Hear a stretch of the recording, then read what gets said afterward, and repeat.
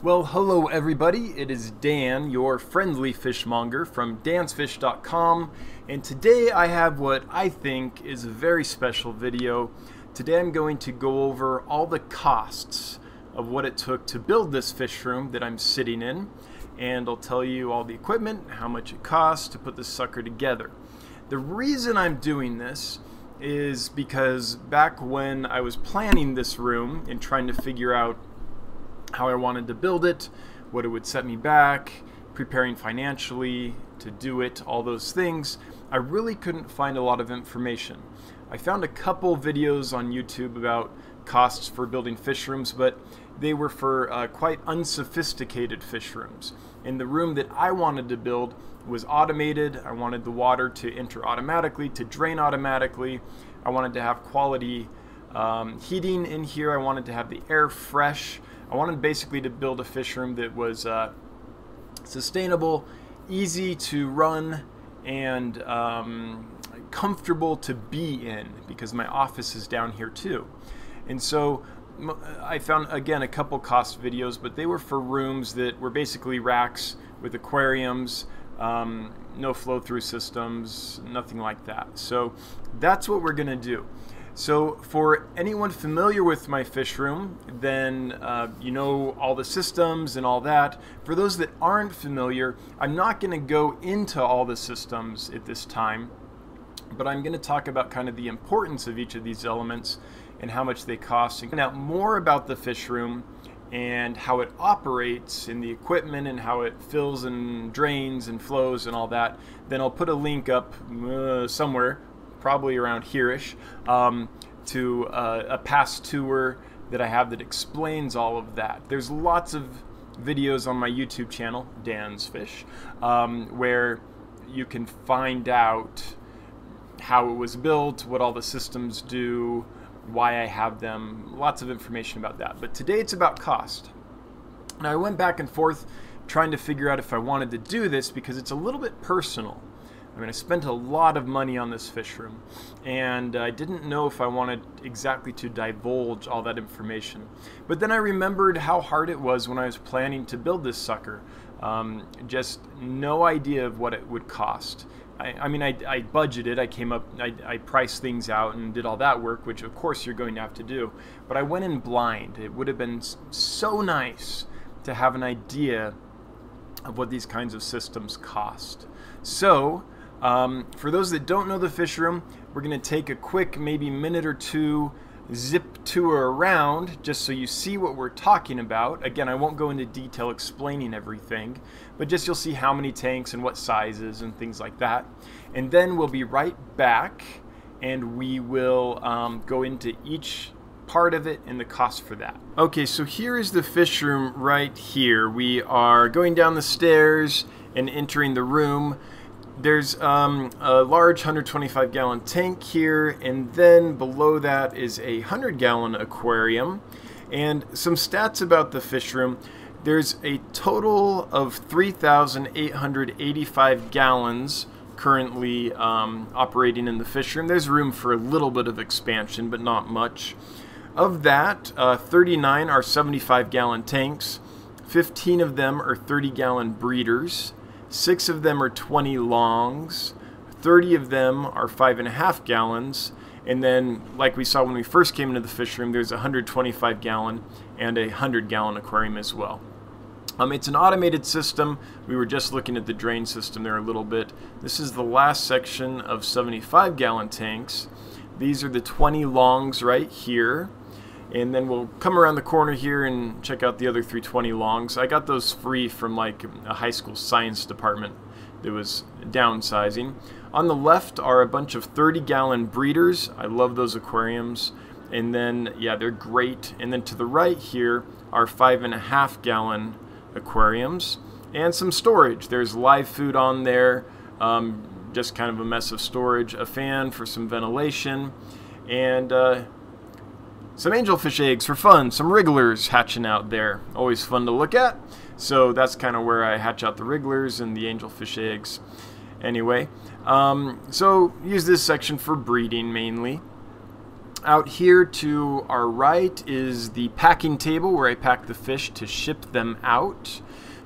Here is the hot water heater, very important. There's the furnace. Below that is the heat retention ventilator, a fridge, kind of an office space that's a huge mess. I would say it's clean usually, but it's not. And that's my air that I use for the shipping. So that's more or less a quick round about the fish room, just to show you what we have going on so you get a sense of it.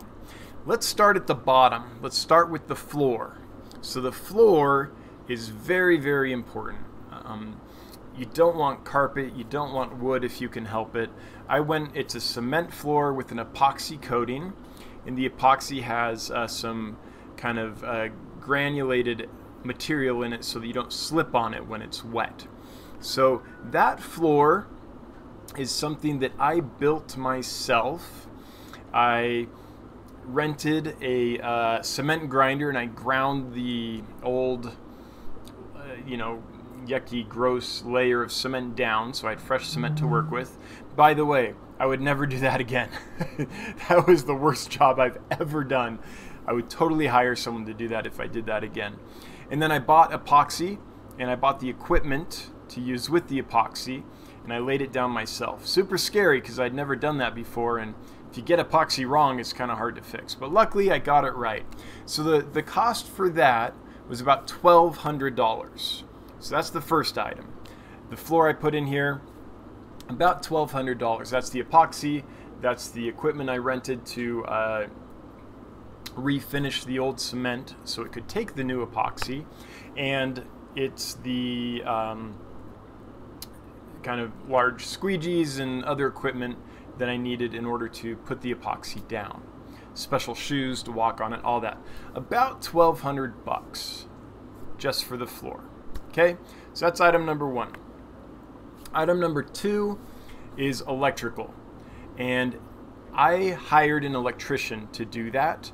I had a separate circuit breaker put in, separate panel put in. I had GFI circuits put in so that it was very safe in here. If water got on something and it shorted out, that would trip really easily so that no one would get burned or injured. And I had all the outlets put up in the ceiling so that water wouldn't drip down onto them. So had that all done. I forget the exact number of outlets I have in here. Let me get 12 times, maybe 36 outlets were put in, let's say. Maybe a little more than that, actually. And the cost for that, for the electrician to do that, was $2,500. So $2,500 of electrical work. Oh, I also had a meter using down here so that I can write off the cost of the electricity for the fish room as a business expense, which is really nice. Item number three, and this is very important, is insulation. So as you can see, I had insulation blown in. It's not the prettiest by any means, but it's the most efficient at retaining heat. Basically, it's like creating a big styrofoam cooler, if you will, in the fish room.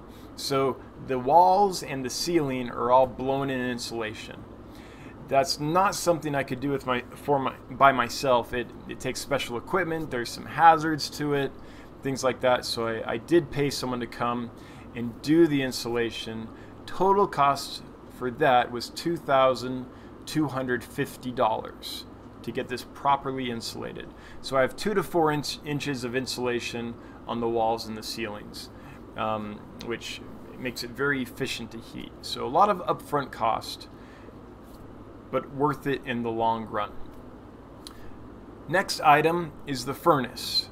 I didn't want to have to use electric heaters because they cost a lot to run and they're not very efficient. So I opted for a gas heater. It's a gas furnace actually that was put in here, and that keeps this place toasty warm along with this insulation in the winters here in Wyoming. I mean, it can easily get 35 degrees below zero here, Fahrenheit, thank goodness. And so that is the kind of heater I wanted. So I got that, and it works really well. Again, with the insulation, it makes it so it's pretty efficient. Cost of the furnace installed was $3,350. So that's for the furnace. Okay, the next thing I got was an HRV, a heat retention ventilator. What this is a machine that sucks in cold air from the outside, runs it through a manifold where it absorbs the heat from the air being sucked out of the room, and then brings in fresh air. And as it's doing that, it passes those two kinds of air together in a manifold where the incoming air absorbs a good amount of the heat quality of the outgoing air. So it saves on your heating bill, and it's environmentally friendly. It allows you to keep the room warm with a minimum of electricity. So it keeps the air fresh and keeps the air warm. That installed was $1,134. That's for the heat retention ventilator. Now, if you live in a place that has high humidity, there's another kind, I forget the exact name, very similar, that does the same thing and helps remove the humidity from the incoming air so that you aren't just blowing humid air from outside into your fish room. So that's something to look at too. I don't have that problem. It's pretty dry here in the West.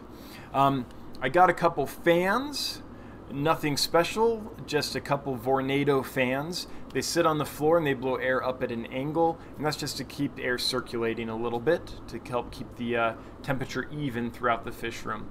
Now, I do want to say Vornado fans are not cheap. The two fans cost me about $111, and I got them at a great deal. They're often about $80 to $100, depending on the size. So I got a good deal, two of them for about $111. I've tried other brands. I've tried Honeywell, I've tried some other brands, and they just don't have the power, and they tend to break down pretty quickly. The Vornados will run for years in my experience, and they run for years and they have a good push. They're a pretty powerful fan for their size.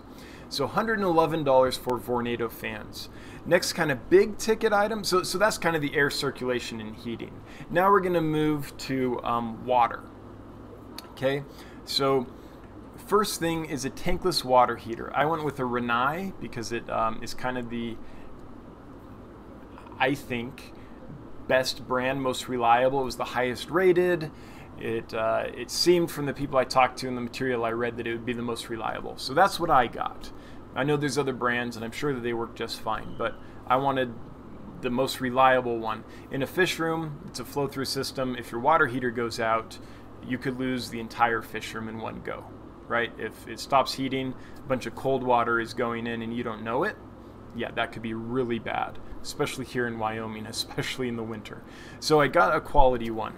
So the water heater, which is fantastic because it means I have on-demand hot water and that I'm not heating water when it's not needed, so it's environmentally friendly, it's very efficient.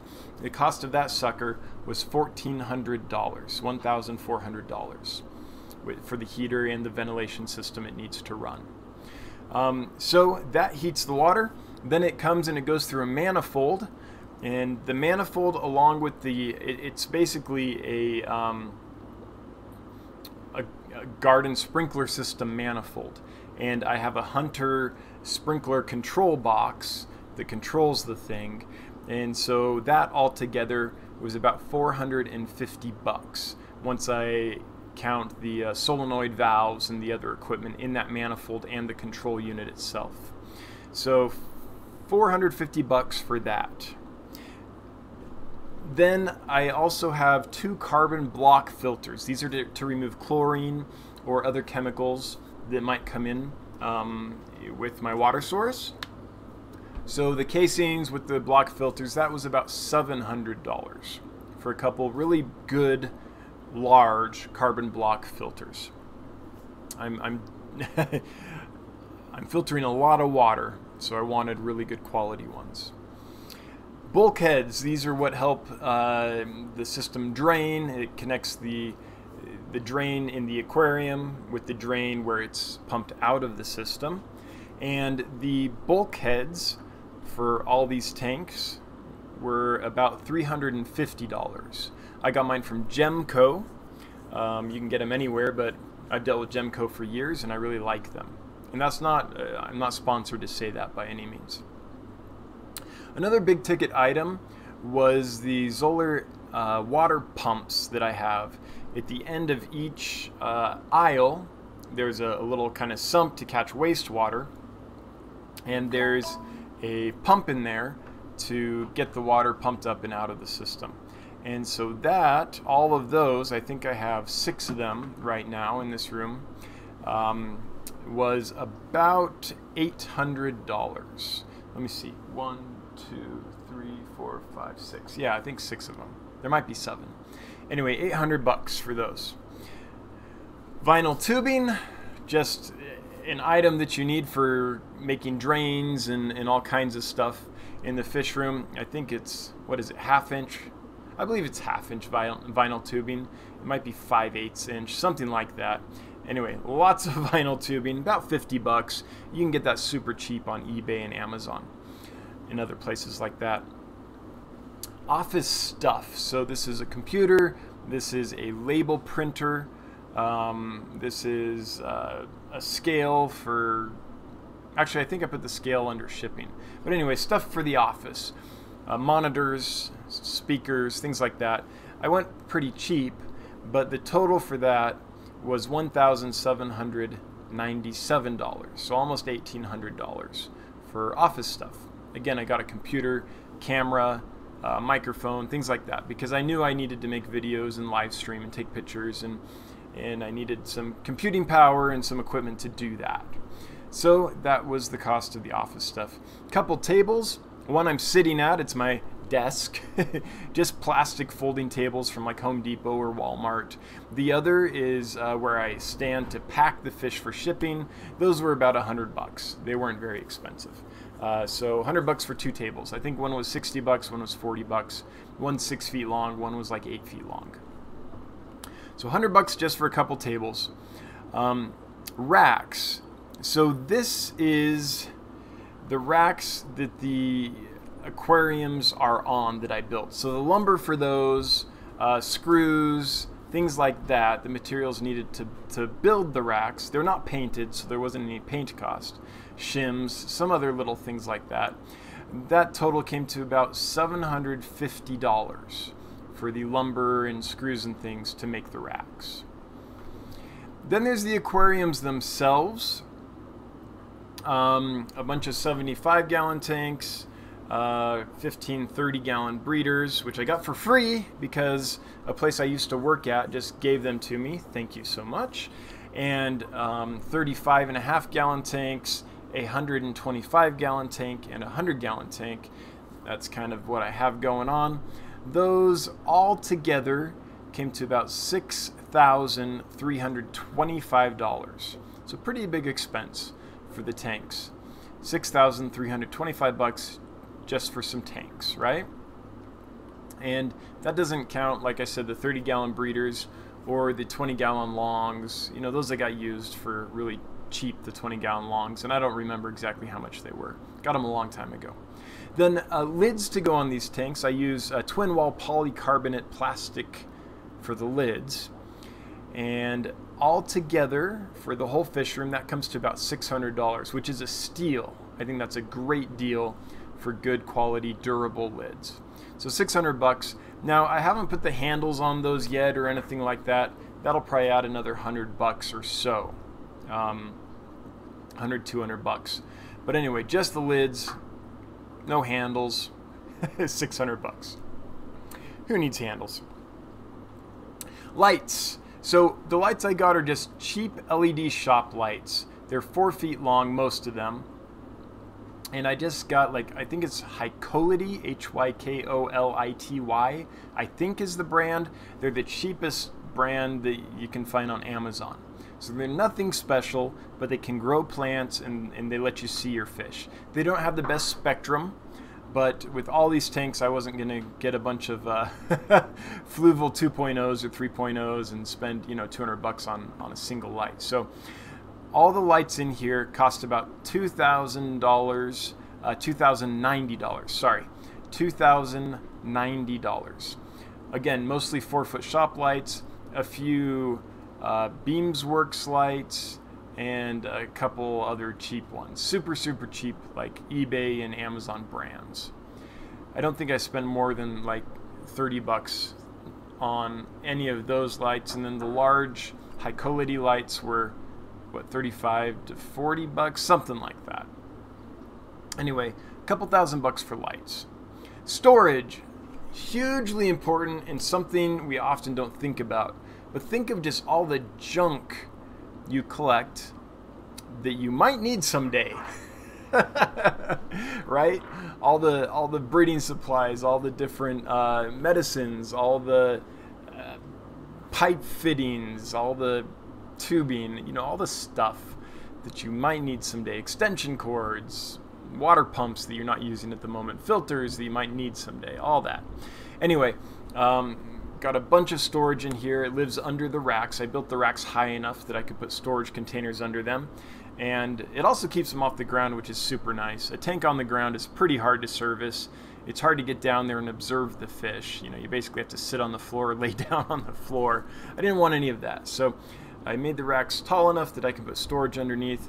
And the storage, they're just the cheap, I think it's HDX brand, the Home Depot brand, black storage containers with the yellow lids, and those came to $376.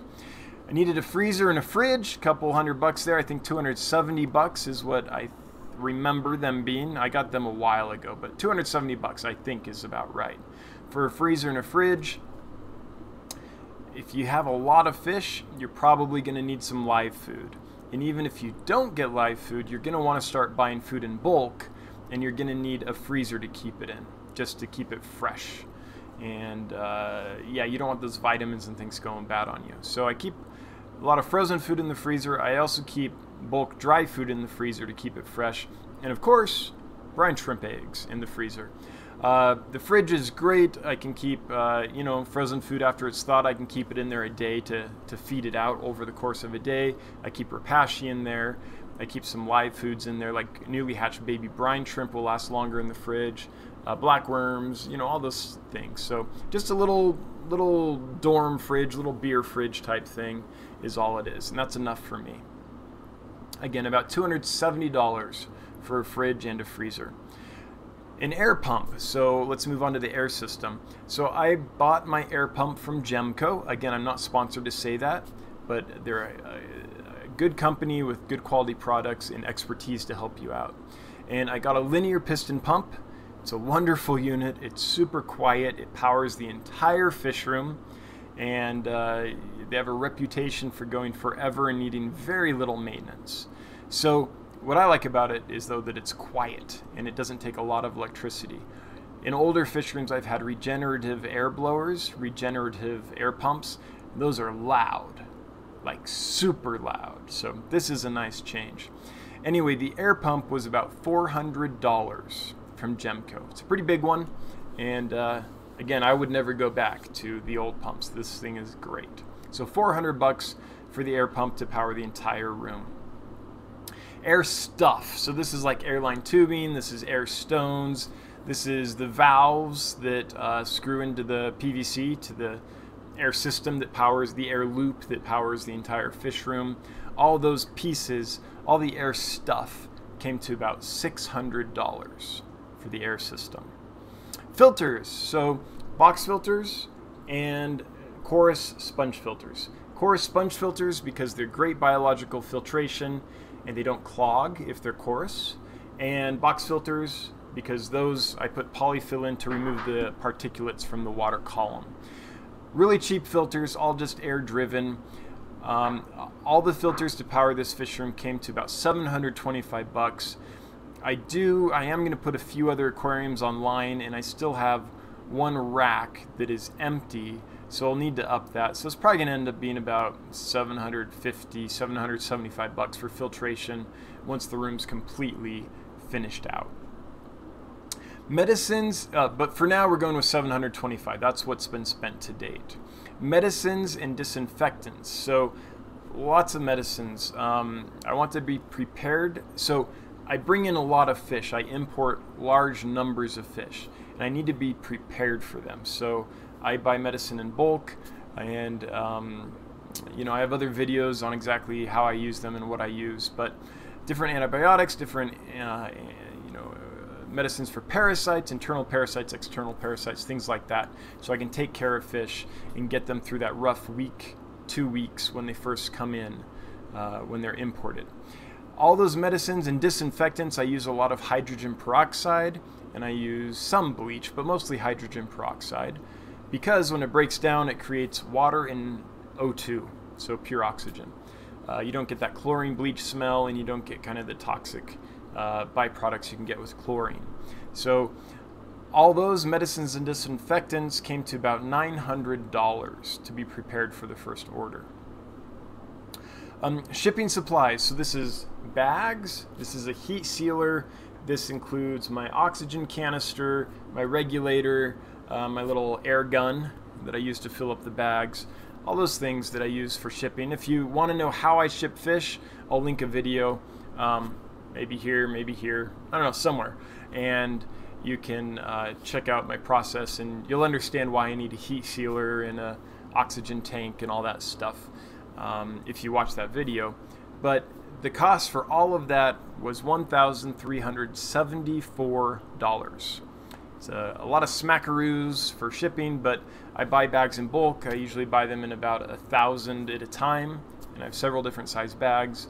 And then the air canister and regulator and stuff, that alone was about $600, I would say, to get started. The good news is I've had that thing for 7 years, and I've never had to refill it with oxygen, and I ship a ton of fish. It's a big canister, it lasts a long time. So you can probably get away with a smaller canister if you need to. You don't need a massive one. There's a lot of air in that thing. Now, one thing I would like to do soon is get a oxygen concentrator machine, so I don't have to have this big canister in my basement. I live in constant fear of that thing, like getting a hole busted in it or something and zipping around the house like a missile. So I'd like to get an oxygen concentrator, which is basically a machine with a hose coming out of it that is what is used to create the oxygen that fills canisters. So you can kind of create the oxygen you need on demand without having that kind of danger of a massive pressurized canister in your home. But anyway, the cost of all that air stuff and shipping stuff, boxes and insulation for the boxes and things like that, $1,374. Food. So the initial food order, mostly frozen food and pellet food and flake food, a little bit of live food. So to get that going was 1,063 smackaroos, $1,063 on food. Now, just where I got mine, I get most of mine from Drs. Foster and Smith, because their prices are about what I could buy them for wholesale, honestly. So they buy in such bulk that they're sometimes cheaper than the wholesaler. So that's where I go for food, especially the frozen food. I found it to be a good deal. Now, I don't have a mom and pop shop next to me that sells frozen food, or I for sure would go buy from them. All I've got in my town is a Petco, and I don't see the need to really support Petco. They've got plenty of clients. They aren't like mom and pops that are struggling. So anyway, food, $1,063. Test kits. So this is ammonia, nitrite, nitrate. These are a couple different hardness titrate kits. These are, what else do I have in there? pH. I also have GH. I have a couple different things. Lots of different test kits. Anyway, all together came to $152. Now, I got a lot of test kits because this was a new system. And so while the system was maturing and cycling and getting seasoned, I had to keep a really close eye on it to make sure I wasn't getting ammonia and nitrite spikes. So the initial cost for test kits, brand new system, first big order of fish coming in, and I had to make sure that, you know, the tanks stayed stable. That's why those test kits cost so much, because I got a lot of them. Yeah, and I love the dip test strips, right? You just dip in the tank and you get a reading. Those are awesome. They do go bad. You kind of have to use them fairly quickly. A little while ago I went and did some tests, and I found after 6 to 8 months they start, after they're open, you know, 6 to 8 months after they're open, they started getting a little janky on me. But anyway, $152 for test kits. And then there were some miscellaneous items. I can't remember exactly what they were, but just lots of little stuff that I haven't talked about yet. And all that together came to about $6,125. That's like water valves for the water distribution system. That's all the PVC and shark bite fittings and PEX and PEX fittings, all kinds of just little odds and ends, the little brackets to hold the lights up on the shelves, you know, just tons of stuff, lots of screws, lots of brackets to hold things up. All that about $6,125 just for stuff that doesn't fit easily in any significant category by itself. So the total, the grand total for this fish room, drum roll please, came to about $38,142. That's a ton of money. I'm not a rich dude, but to me it's a great investment because I'm going to enjoy this fish room the rest of my life. It allowed me to start carrying more species at dansfish.com and do some other really neat things. So $38,142 just to kind of get the room ready for fish. Now, I can't go into detail on how much the fish cost and sources and things like that, just because if word got back to the wholesalers and exporters and things I was doing that, that would just, A, they would be very unhappy and I probably couldn't buy from them anymore. B, it's just not fair to the industry to get that information out. That could hurt other people in the long run, and I don't want to do that.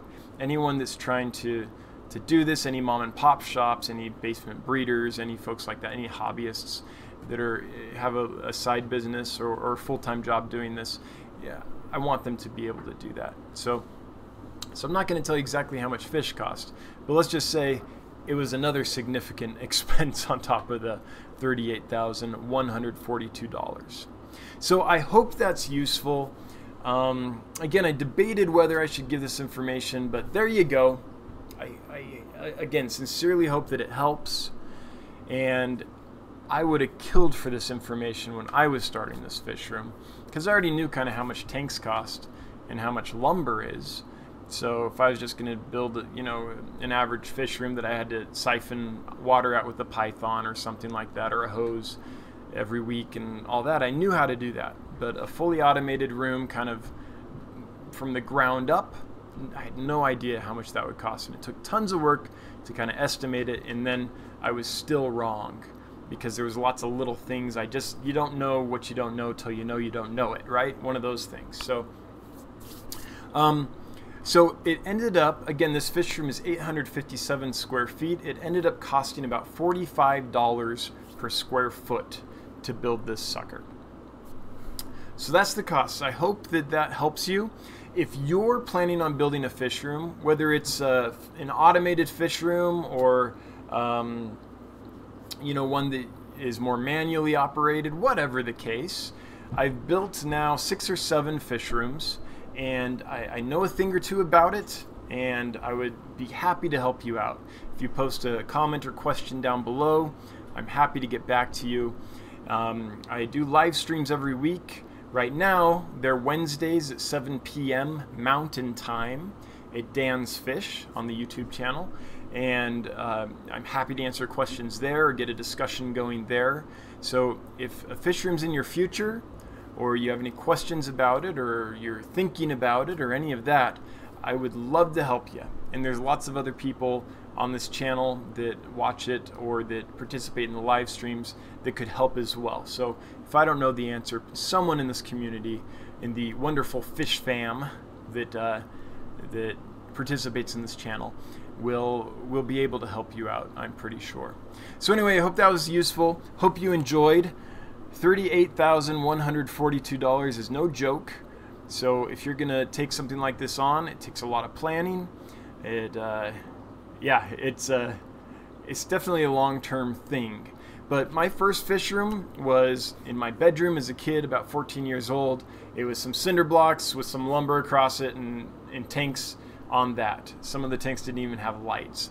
And I just had, you know, some vinyl tubing that I would use to do my maintenance every, you know, a couple times a week or so. So it doesn't have to be very expensive, and it doesn't have to be very intricate. I will say, though, that if you're going to do a sizable fish room, I think one of the biggest mistakes you can make is to not fully do it all the way. Okay, so you're going to end up spending tons of time maintaining the thing. It'll never be quite how you wanted it. You'll eventually get frustrated, and then you won't be having fun. The fish are going to suffer if you're not enjoying it, because it's just our nature to start kind of neglecting things a little bit, maybe, if we're not enjoying it. If it's becoming a burden, that's not good for anyone or anything. So if you're going to build a larger fish room, more than you could easily maintain manually, then if you're going to do it, just do it right. It'll save you so much headache and prevent you from a couple years down the road just going, "Nah, I'm done." And, you know, all that effort and time and money you put into it will, you know, I don't know, maybe you got a couple good years out of it, but that would be a sad thing. So if you're going to go big, some automation is a huge help. I'll say that. It's been wonderful to work in this room, and I'm glad, even though it was, you know, just shy of 40 grand to build this sucker, I'm glad I did it the way I did it, because it's cost effective, it's environmentally friendly, it saves me a lot of time and labor just, you know, siphoning tanks, and I have more time to enjoy the fish, to breed the fish, and to just relax and get my heart rate down in here after a hard day at work, right? So anyway, that's the video. I hope you found it useful. If you want more info, there's new videos all the time at dansfish.com. I'm sorry, not dansfish.com, at the Dansfish YouTube channel. If you want to buy some fish or see what's going on at dansfish.com, I would encourage you to stop by. And if you like this video, please press the like button. And if you want to subscribe, I would welcome your subscription. Anyway, have a good day. Thanks for tuning in. And yeah, I hope that you if you're building a fish room or you have built a fish room, I hope that you enjoy it for many, many years. All right, thanks for coming by.